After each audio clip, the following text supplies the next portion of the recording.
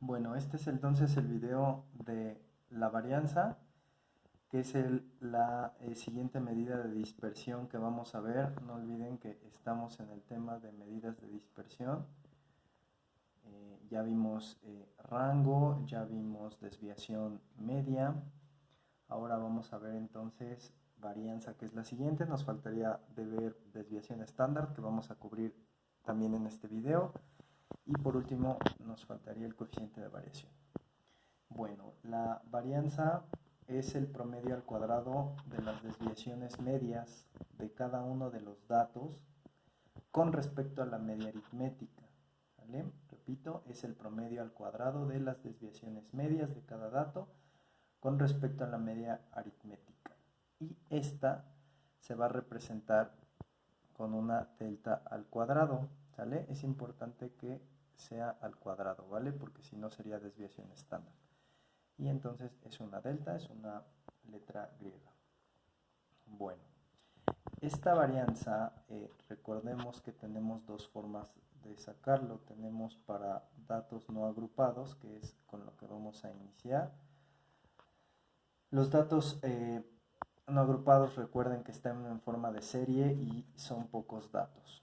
Bueno, la fórmula para obtener la varianza entonces va a ser así. Delta al cuadrado o varianza, que es lo mismo, es igual a x1 menos la media aritmética al cuadrado más x2 menos la media aritmética al cuadrado más x3 menos la media aritmética al cuadrado más xn menos media aritmética al cuadrado. ¿Sale? Y todo eso lo vamos a dividir entre el total de datos. Se parece mucho a la desviación media, pero ojo, aquí ya no tenemos valores absolutos y estamos elevándolo al cuadrado. ¿Por qué razón también se eleva al cuadrado? Porque recuerden que un número negativo elevado al cuadrado pues nos va a dar positivo, entonces ya no vamos a tener ese problema con el asunto de los valores absolutos, ¿sale? O con los valores negativos. La forma de resumir esta fórmula, para que no les quede tan larga, sería la sumatoria de los datos al cuadrado entre el total de los datos menos la media al cuadrado. ¿Sale? Esta sería la fórmula resumida para realizar esto. Nos faltan por ahí algunos datos, ¿no? Que sea de x a la n, porque pues esto debe de ser para cada uno de los datos que nosotros vayamos sacando. Eso es para los datos no agrupados. Para los datos agrupados, recuerden que los datos agrupados son los que están en forma de tabla y son muchos datos. Vamos a realizar prácticamente la misma fórmula, pero recuerden que existe una diferencia entre datos agrupados y no agrupados, y es que los agrupados tienen frecuencia absoluta cada uno de los datos. Entonces me quedaría como x cuadrada por frecuencia absoluta entre el total de datos menos la media al cuadrado. ¿Sale? Y esta prácticamente sería pues ya mi forma resumida de sacar la media aritmética. Perdón, la varianza. ¿Sale?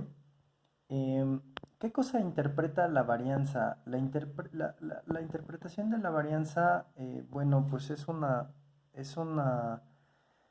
eh, todavía es una incógnita matemática, puesto que al ser al cuadrado nos va a dar, recuerden que las unidades elevadas al cuadrado, entonces matemáticamente carece de interpretación, ¿sale? Para la varianza no vamos a tener una interpretación así como para hacer una conclusión, ¿sale? Para que nos salga una conclusión, no vamos a tener una conclusión correcta, puesto que las unidades están al cuadrado y las unidades al cuadrado no nos sirven de mucho.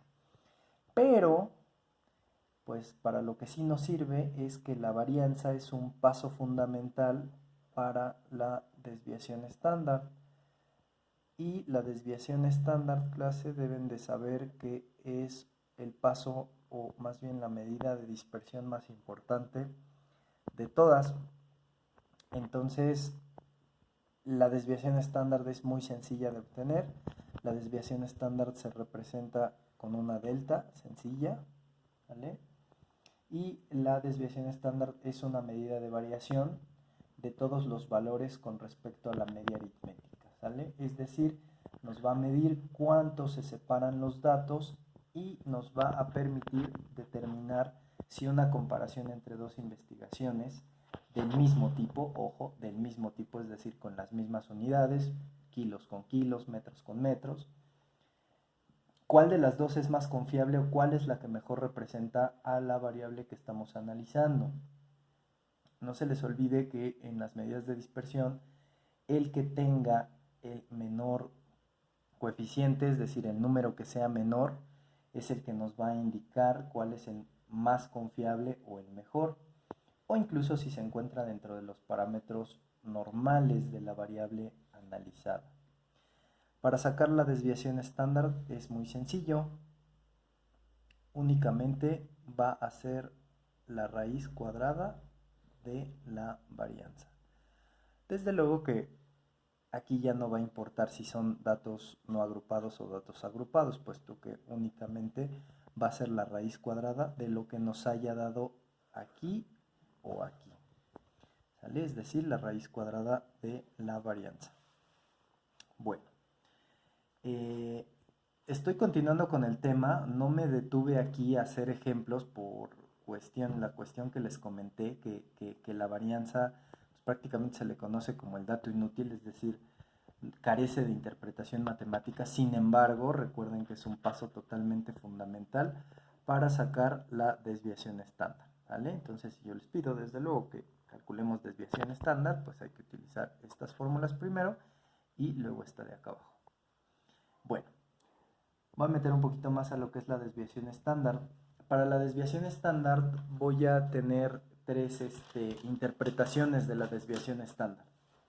La primera va a ser cuando tengamos una sola serie o una sola tabla, ¿sí? Es decir, que no estemos comparando dos investigaciones y únicamente nos vamos a basar en, ya saben, la regla de las medidas de dispersión, el coeficiente, o más bien si es un coeficiente pequeño,